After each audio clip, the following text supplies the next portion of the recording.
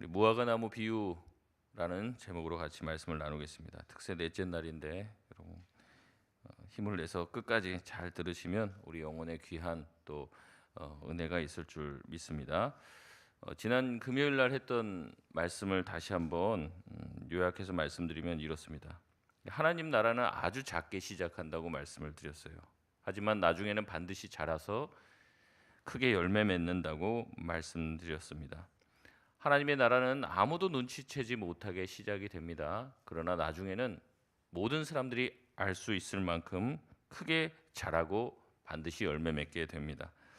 오늘부터는 하나님 나라의 성장의 끝이라고 할 수 있는 종말에 완성되는 하나님 나라에 관한 예수님의 비유에 대해서 살펴보려고 합니다.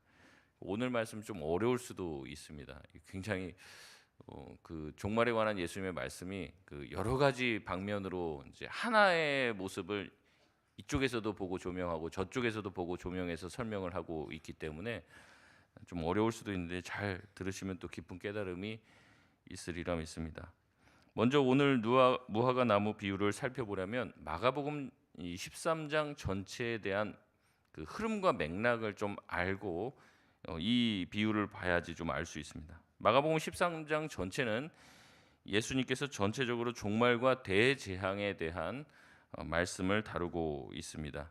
1절 말씀부터 보면요. 마가복음 13장 1절 말씀 같이 한번 읽어볼까요? 시작. 예수께서 성전에서 나가실 때 제자 중 하나가 이르되 선생님이여 보소서 이 돌들이 어떠하며 이 건물들이 어떠하니까. 아멘. 이 본문의 내용은 무슨 내용이냐면 제자들이 이제 갈릴리 출신이에요. 대부분 예루살렘으로 왔습니다. 근데 이제 갈릴리로 소위 말하면 촌동네죠. 촌동네에서 온 사람들이 헤롯이 지은 헤롯 성전, 예루살렘에 있는 헤롯 성전을 보고 감탄하는 장면입니다. 쉽게 우리식으로 표현하면 건물을 보고 우와 한 거예요. 우리 교회에서도 청와대 갔다 왔는데 저도 청와대 갔다 왔습니다. 보니까는 엄청 대단하더라고요. 영빈관 뭐 이런 데 보면은 정말로 너무나도 웅장하고 사진으로 보는 거랑 달라요. 이제 가서 직접 보면은 한번 가보십시오.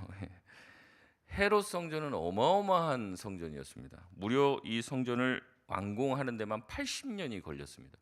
그러니까 이제 그 당시에도 불가사의한 건축물 중에 하나가 헤롯 성전이었습니다. 실제 당대 로마 역사가들도 뭐라고 기술을 했냐면 헤롯 성전이 로마 제국 전체의 3대 신전 중에 하나다 이렇게 얘기를 했습니다. 그리고 얘기를 할 때 건축물 중에서 최고라고 할 수 있는 이 3대 건축물 중에 단연 독보적인 게 헤롯 성전이라는 거예요. 헤롯 성전을 보지 않고 자기 일생에 정말로 멋진 건축물을 봤다라고 말할 수 없다 이렇게 얘기할 정도였습니다. 지금 우리는 볼 수 없지만 뭐 지금도 로마 시대의 건축물들이 얼마나 많이 남아 있습니까? 뭐 콜로세움이라든지 뭐 여러 가지 건축물들을 보면서 많이 와 대단하다. 과거에 어느 정도의 건축술이 있었는가 뭐 이런 감탄을 하는데 헤롯 성전은 그런 거 위에 있는 어나더 클래스라고 그러죠. 그 위에 있는 그 수준의 엄청난 건축물이었다는 거죠. 그러니 시골에서 그냥 물고기나 잡고 이런 사람들이 이제 도시에 와갖고 헤롯 성전을 보고 얼마나 놀랐겠어요. 막 로마에 있던 사람들도 위대한 건축물들을 흔히 보던 사람들도 헤롯 성전을 보고 놀랐다고 하면 정말 시골에서 올라온 사람들은 굉장히 놀란 거죠. 그래서 와 얘기를 하는 거예요. 와, 이 돌들이 어찌합니까? 이 성전이 얼마나 대단합니까? 이 얘기를 예수님에게 했어요. 그런데 예수님은 그 말을 듣고 대답할 때 그 대답이 굉장히 차가웠다는 거죠. 우리 2절 말씀 같이 한번 읽겠습니다. 시작.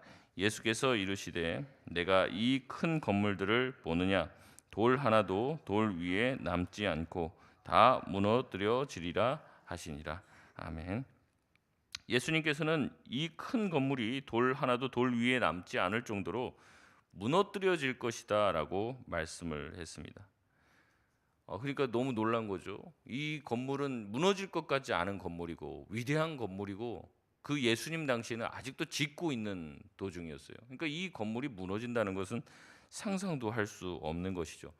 제자들은 놀라서 예수님께 다시 묻습니다. 도대체 언제 이게 무너집니까? 무너짐의 어떤 징조들이 있나요? 라고 묻자 5절부터 예수님의 대답이 이어집니다. 많은 사람들이 내 이름으로 와서 내가 그다라고 미혹을 할 것이고, 난리와 난리의 소문이 일어날 것이고, 나라가 나라를 대적해 민족이 민족을 대적해 전쟁이 일어날 것이고, 재난과 지진들이 일어날 것이다 라고 이야기하십니다. 그리고 멸망에 가증한 것이 서지 말아야 될 곳에 선다. 이제 결국에 예루살렘에서 주님께 예배드리는 그 장소에 우상이, 아주 거대한 우상이 서게 될 것이라는 거죠. 그때 너희는 같이 휩쓸려서 맞서지 말고 이런 일이 겨울에 일어나지 않도록 위에서 기도해라. 그리고 이런 일이 나면 같이 말려서 싸우지 말고 도망하라. 산으로 도망하고 이제 도망하라. 이런 얘기를 많이 하셨죠. 실제 예수님의 말씀은 그 당대에 다 성취가 됩니다. 주후 70년에 유대 반란이 일어나서 많은 열심당과 바리새인들이 합세하여 로마와 싸웠습니다. 예루살렘은 완전히 초토화되고 성전은 파괴되고 무너지게 됐습니다. 그래서 헤롯 성전을 지금은 찾아볼 수가 없는 거죠. 그 석벽의 일부만이 남아 있고 모든 것을 다 무너뜨리게 된 거예요. 이때 수많은 유대인들이 학살을 당하고 포로로 끌려가게 됩니다. 다행히 그리스도인들은 이 예수님의 경고, 이런 난리가 일어날 때 어떻게 하라고 했다고요? 싸우지 말고 도망하라고 했기 때문에 상당히 많은 사람들이, 그리스도인들이 살아나게 된 거죠. 그래서 화를 면하고 많은 사람들이 목숨을 건졌습니다. 30절 주님이 말씀하신 대로 이 세대가 지나가기 전에 이 일이 다 이루어질 것이다 말씀하신 대로 문자 그대로 이루어지게 된 것이죠. 그렇다면 예수님께서 하신 세상 끝날에 대한 예언은 모두 성취된 것일까? 그렇지 않은 것도 있다는 거죠. 예수님이 하신 성전 멸망에 대한 예언은 거의 문자적으로 다 성취가 되었습니다. 문제는 주님께서 다시 오시겠다 말씀하신 재림에 대한 이야기라는 거죠. 주님이 예루살렘에 임하게 될 재앙, 그 재앙은 다 일어났는데 예수님께서 다시 오실 것이다 라고 말씀하신 재림이 그럼 있었느냐? 인자가 다시 오겠다라고 말씀하신 그 재림이 있었느냐? 그렇지는 않았다는 거죠. 만약에 오셨다면 우리가 지금 살아 있을 리가 없죠. 다 모든 것이 다 끝났고 새 하늘과 새 땅이 됐어야 되는데 그렇지는 않았다는 거예요.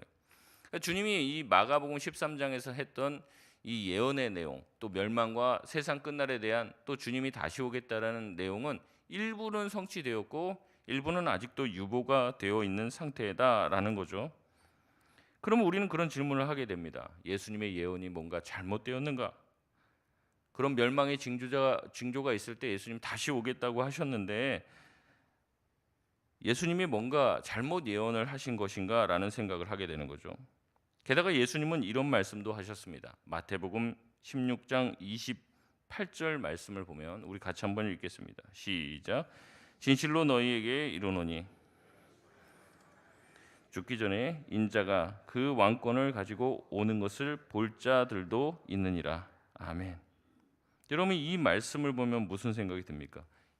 거기에 있는 제자들에게 얘기하신 거예요.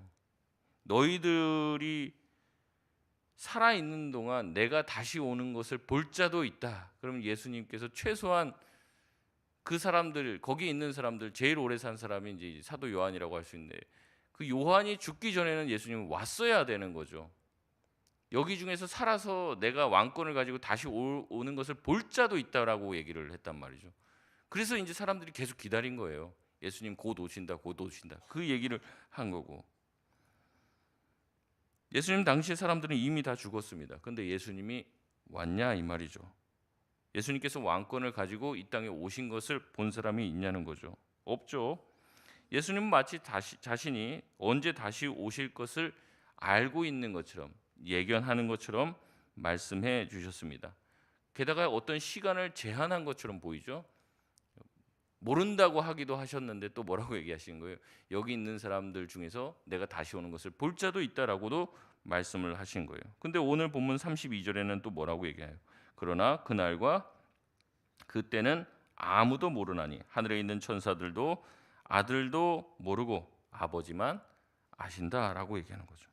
그러니까 이게 굉장히 헷갈리는 거예요. 여기 있는 사람들 중에서 내가 다시 오는 것을 볼 자도 있다라고 말씀을 하셨어요. 그러면은 이제 최소한 언제까지는 오시겠다라는 감이 있죠. 근데 지금 또 오늘 본문에서 뭐라고 말씀하시는 거예요? 그 날과 때는, 그 시는 아무도 알지 못한다. 심지어 아들도 모르고 천사들도 모른다고 이야기하시는 거니까 도대체 오신다는 거냐 마는 거냐, 언제 오신다는 거냐, 이게 굉장히 난해한 문제가 되는 거죠. 여러분, 우리가 이런 생각들을 하는 것은 예언의 독특성을 잘 모르기 때문에 그렇습니다. 하나님이 하신 말씀과 그 예언의 특징에 대해서 잘 모르는데요. 이 요나를 예로 들면은 우리가 조금 알 수 있습니다. 요나서 3장 4절 말씀 우리 같이 한번 읽어보겠습니다. 시작. 요나가 그 성읍에 들어가서 하루 동안 다니며 외쳐 이르되 40일이 지나면 니느웨가 무너지리라 하였더니 아멘. 요나는 니느웨 성을 돌아다니며 하나님의 말씀을 전했습니다. 뭐라고 전했어요? 40일이 지나면 니느웨 성이 무너지게 될 것이다라고 전했습니다. 이거는 굉장히 이제 정확한 예언을 하는 거죠. 날짜도 딱 정해 놓습니다. 40일 후에 반드시 어떻게 된다는 거예요? 이 성이 무너지게 될 것이다라고 이야기했어요. 예수님의 다시 오심에 대한 내용은 불분명하죠. 그러나 요나의 말은 훨씬 정확합니다. 날짜가 딱 정해져 있습니다. 그러면 하나님께서 요나를 통해서 하신 말씀은 어떻게 성취되었습니까? 10절 말씀인데요. 요나 3장 10절 말씀 우리 같이 한번 읽겠습니다. 시작. 하나님이 그들이 행한 것 곧 그 악한 길에서 돌이켜 떠난 것을 보시고 하나님이 뜻을 돌이키사 그들에게 내리리라고 말씀하신 재앙을 내리지 아니하시니라. 아멘. 결국에 재앙이 내렸습니까? 내리지 않았죠. 그러면 요나의 예언이 틀린 것일까요? 여기서 이제 우리가 혼동이 오는 겁니다. 아니, 멸망한다고 했으면 멸망해야지. 멸망했는데 하나님이 어떻게 하는 거예요? 뜻을 돌이키셨다라고 하는 표현을 씁니다. 근데 왜 돌이키셨습니까? 거기 있는 백성들이 자기 악행을 버리고 회개하고 진실로 주님 앞에 나왔기 때문에 하나님께서는 그 재앙을 내리질 않고 거두어 들이신 거죠. 여러분, 예언의 성격이 이렇습니다. 하나님께서는 그 하신 말씀을 문자 그대로 성취하기도 하십니다.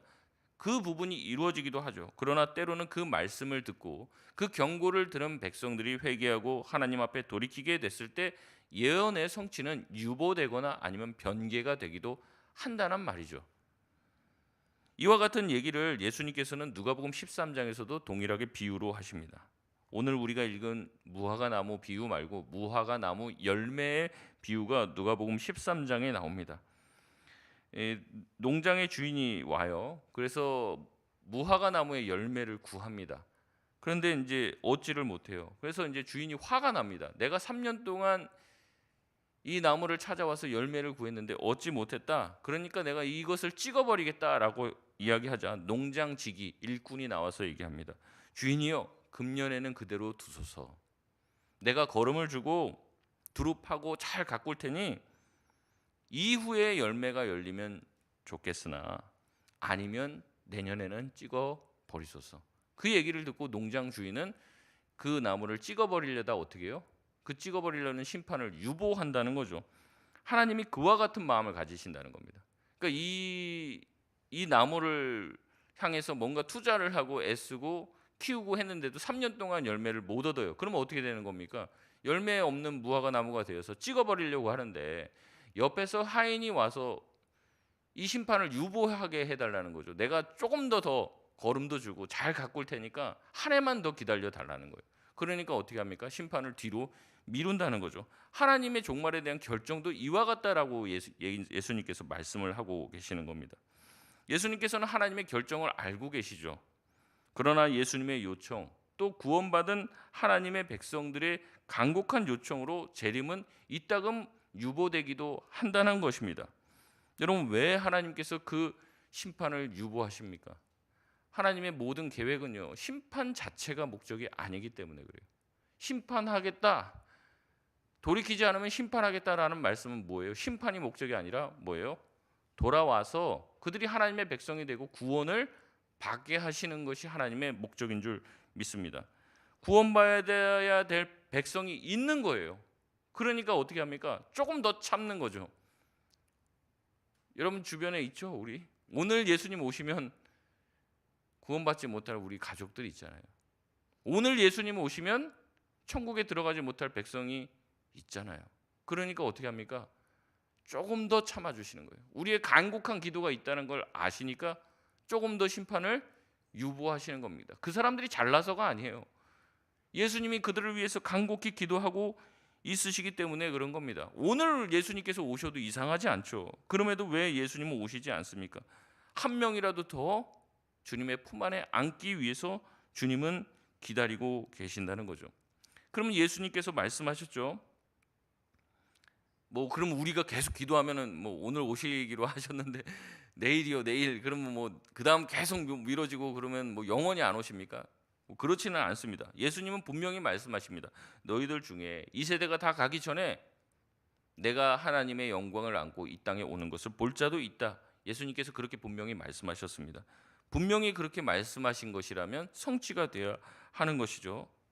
이 부분에 대해서 신학자들은 얘기합니다. 예수님께서 이 땅에 영광을 가지고 오는 것을 볼 자도 있다라고 분명히 얘기하셨는데 왜 안 오셨냐라는 사람들에 대해서 뭐라고 대답을 하냐면 예수님께서 이미 오셨다라고 얘기를 해요. 오셨다. 하늘의 영광을 가지고 이 땅에 오셨다. 그것을 무엇이라고 표현하냐면 오순절 성령 강림으로 이야기합니다. 무슨 말씀이냐면 이 성령을 가리켜서 누구의 영이라고 얘기합니까? 예수의 영이라고 얘기하는 거예요. 예수님께서 내가 가지만 누구를 보내신다고 하셨습니까?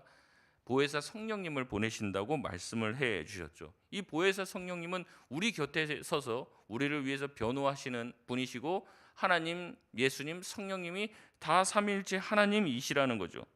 그래서 성령을 받은 사람마다 예수님 안에 있고 예수님이 그 안에 있음을 경험하게 되는 것입니다. 예수의 영이신 성령께서 그의 안에 임재하심을 통해서 성령 충만하게 되면은 예수 그리스도의 재림이 믿어지고 그것으로 인하여서 하나님께서 함께 하심을, 예수님께서 나와 함께 하심을 느끼고 경험할 수 있게 되는 것이죠. 그래서 성령을 보내심으로 예수님께서는 우리 안에 임재하게 되는 것입니다. 그래서 예수님의 재림은요 공적으로 이루어지진 않았어요. 아직 이제 예수님의 재림이 완벽하게 이루어지지는 않았죠. 그렇지만 이미 우리 가운데 예수님께서 각자에게 사적으로 개인적으로 하나님께서 예수님께서 멀리 계신 게 아니라 성령을 통해서 저희 마음 가운데 재림하시고 임재하셨다라고 성경은 가르치고 있다는 거예요. 그래서 거기에 있는 제자들이 다 뭘 경험한 겁니까? 마가다락방에 성령의 임재를 경험하게 되는 거죠. 그래서 성령의 임재를 통해서 예수 그리스도께서 그들 가운데 각자에게 떠나지 않고 내가 세상 끝날까지 너희와 함께 하시겠다는 말씀이 성취가 됐다는 거예요. 예수님은 멀리 계시지 않습니다. 승천하고 저 멀리서 우리를 구경만 하고 계시지 않는 거예요. 성령을 통해서 저와 여러분의 각자의 마음 가운데 함께 하시는 줄 믿습니다. 그래서 초대교회 성도들은 늘 하나님께 기도했습니다. 뭐라고 기도했냐면 마라나타 기도했어요. 마라나타. 마라나타가 무슨 뜻입니까? 주여 오시옵소서 이런 뜻이에요. 주여 오시옵소서. 과거에는 이 주여 오시옵소서 마라나타를 너무 인생 힘드니까 너무 예수 믿고 사는데 핍박이 심하니까 빨리 오셔서 이 힘든 세상 좀 끝내주십시오 이런 걸로 해석을 했어요. 초대교회 성도들이 카타콤에서 생활하고 너무 힘드니까 지금 이러고 있구나라고 생각을 했다는 거죠. 근데 이 부분이 그런 요청만이 아니라는 거예요. 뭐냐면 아까 말씀드렸던 것과 접목하면 성령의 임재를 통해서 예수 그리스도의 재림을 각자가 경험할 수 있다는 거죠. 각자에게 임한 하나님의 나라의 회복을 경험할 수가 있다는 거예요. 성령님을. 그래서 모이면 각각 가정교회에서 모였는데 모이면 기도했다는 거예요. 마라나타 주 예수여 어서 오시옵소서. 이걸 같이 온 성도들이 모여서 예배하는 시간마다 고백을 했다는 거예요. 이거는 주님의 재림을 좀 빨리 오시라는 그런 의미도 있지만 주님께서 오늘 우리 예배에 임재해 주셔서 우리 각자에게 말씀해 달라고 하는 하나님의 성령의 임재를 간절히 바라는 이 성령의 충만함을 요청하는 기도이기도 했다는 거죠. 각자에게 우리가 예배드리러 다 모이면 이제 은혜 받는 건 다 다르죠. 어떤 분은 오늘 와서도 그냥 앉았다 그냥 뭐 별 볼 일 없네 그러고 가겠지만 어떤 분들은 또 은혜를 많이 받아요. 그러니까 우리가 예배 시간에도 시간 맞춰서 너무 오지 마시고 일찍 오셔서 각자 기도하시길 바랍니다. 마라나타 오늘 주 예수여 오늘도 내 마음에 성령으로 충만하게 임하소서. 기도해야 될 줄 믿습니다. 그래서 재림의 주께서 나의 영혼, 나의 육신을 온전히 회복시켜 주시고 우리의 죄된 마음을 온전히 변화시켜 주셔서 성령의 충만함으로 살게 하여 주시옵소서. 성령께서 예수 그리스도와 함께 내 마음에 항상 있다는 것을 잊지 않게 하여 주시옵소서. 이것을 기억하고 기도해야 한다는 겁니다. 그래서 예수님은 이 무화과 나무 비유를 통해서 우리 가운데 얘기하시는 거예요. 지금 무화과 나무도 순이 연하여지고 줄기가 연하여지고 어떻게 되면 이게 지금 때가 왔다, 지금 이제 수확의 철이 됐다, 이런 것을 알듯이 지금 여러 가지 징조들, 또 성령께서 임하신 것들, 하나님 말씀의 성취가 되는 것들을 보면서 그날이 가까이 오고 있다는 것을 기억하고 뭐 하라는 겁니까? 하나님이 지금 심판을 유보하고 있을 때 뭐 해야 돼요? 우리 주변에 아직도 주님을 알지 못하고 하나님 나라에 들어오기를 원하시는 하나님의 백성들, 아직 울타리 안으로 들어가지 않은 주님의 양들을 다시 주님께로 인도하여서 그들이 주님께서 다시 오시는 마지막 심판 그 날에 제외되지 않도록 하나님의 안에, 우리 안에 들어갈 수 있도록 우리에게 시간과 기회를 주셨을 때 그들을 모으라고 말씀하고 있는 것입니다. 아직 완전히 재림이 오지 않는 이유는 뭐라고 말씀드렸습니까? 한 명이라도 더 구원하시려는 하나님의 오래 참음과 사랑입니다. 이것이 우리를 위함이라는 거예요. 우리 주변에 있는 다른 사람들에게 복음을 전할 기회, 전도할 수 있는 기회를 주신 줄로 믿습니다. 주님의 재림이 가까이 왔다는 것을 느끼잖아요. 느끼고 나서도 아무것도 안 하는 게 아니라 느끼고 기회가 주어질 때 그 일을 하라는 거죠. 두 번째는 주님의 재림이 성령을 통해서 각 사람에게 임하여 하나님의 나라를 회복하게 하려고 주님께서는 이런 모든 것들을 허락해 주신다는 거죠. 그리고 지금도 내가 하나님 앞에 마라나타 주 예수여 내 마음 가운데 성령으로 충만케 하소서 기도할 때 주님께서 임재해 주시고 우리를 새로운 피조물로 새 삶을 살 수 있도록 해 주신다는 겁니다. 그래서 이 임의와 아직, 하나님 나라의 임의와 아직을 사는 우리 모두는 이 복음 전파를 위해서, 그리고 주님께서 우리에게 주시는 성령의 충만함을 위해서 날마다 기도해야 할 줄 믿습니다. 말씀을 맺겠습니다. 세상 돌아가는 것을 보면 지금 딱 세상 끝날이다, 이런 느낌이 들지 않습니까? 언제 주님이 오셔도 이상하지 않는 세상입니다. 자연도 정상이 아니고 사회와 세계가 어떤 질서 잡혀 있는 것 같이 보이지 않을 때가 많이 있습니다. 재림이 언제인지는 아무도 알 수 없다는 주님의 말씀 맞죠? 하지만 그날이 가까이 오고 있음은 우리 모두 알고 있습니다. 이럴 때일수록 복음의 전파에 긴급함을 가지고 복음을 전하시길 바랍니다. 세상의 유혹들과 핍박이 더 우리를 예수 믿기 어렵게 만드는 그 상황 가운데서 성령의 충만함을 구하며 흔들리지 않고 주님의 말씀만 붙들며 살아갈 수 있는 주님의 참된 제자들이 되게 하여 달라고 기도하며 사는 저와 여러분 되시길 바랍니다. 우리 이 시간 같이 합심해서 기도하겠습니다. 오늘